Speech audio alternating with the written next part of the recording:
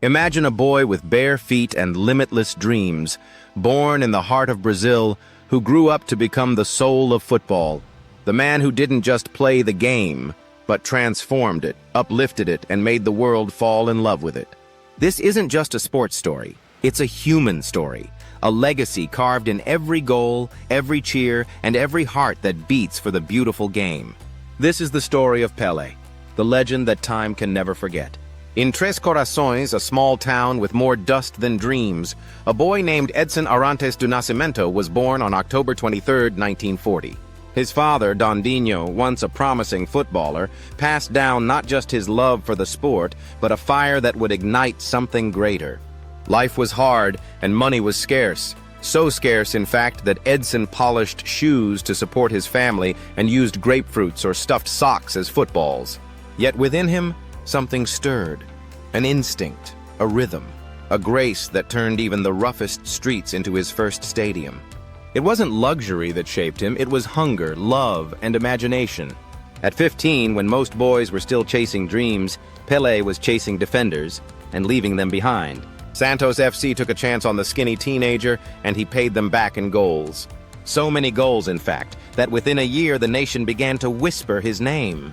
In 1957, just 1 year after joining Santos, Pelé was called up to the national team at just 16 years old. A moment that would not only change his life, but shift the entire direction of Brazilian football. The world hadn't seen anything like it. In the 1958 World Cup in Sweden, a 17-year-old boy stole the show. He didn't just play, he enchanted. From tears of nerves to tears of triumph, Pelé scored a hat trick in the semifinal and 2 breathtaking goals in the final, helping Brazil win their first World Cup. It was as if the game was waiting for him, and when he arrived, it welcomed him like royalty. At 17, Pelé had become a global phenomenon. Pelé didn't stop.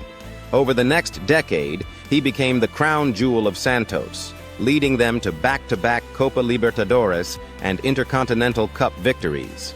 He dazzled crowds from Rio to Rome, scored goals from impossible angles, and played with a joy so infectious that even opponents couldn't help but admire him.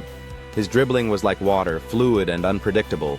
His vision was like that of a chess master, seeing moves others couldn't imagine. And his finishing? Ruthless. He wasn't just the best, he was revolutionary.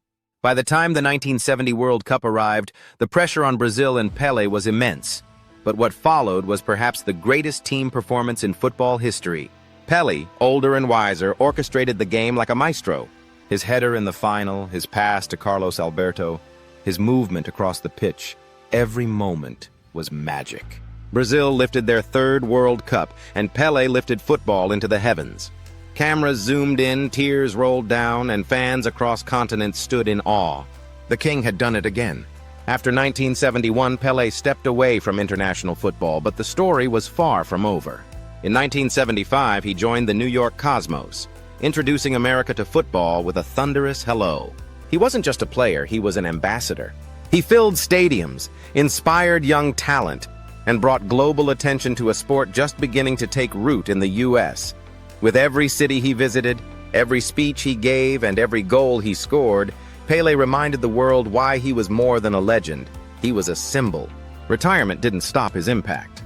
Pelé became a global statesman for peace, a voice for the underprivileged, a UNICEF ambassador, and a man who used his fame to uplift others. He met presidents, royalty, and revolutionaries, but always remained grounded in his purpose, to inspire. He received countless honors, was named FIFA Player of the Century, and left behind a legacy that transcended borders, languages, and cultures. When the world said goodbye to Pelé in 2022, it wasn't just the end of a life. It was the closing of a chapter that shaped generations. Mourning turned into celebration, and tears turned into chants. Because true legends never die, they echo. Every time a child kicks a ball barefoot with a dream, every time a stadium roars with passion, and every time football brings people together, Pelé lives again.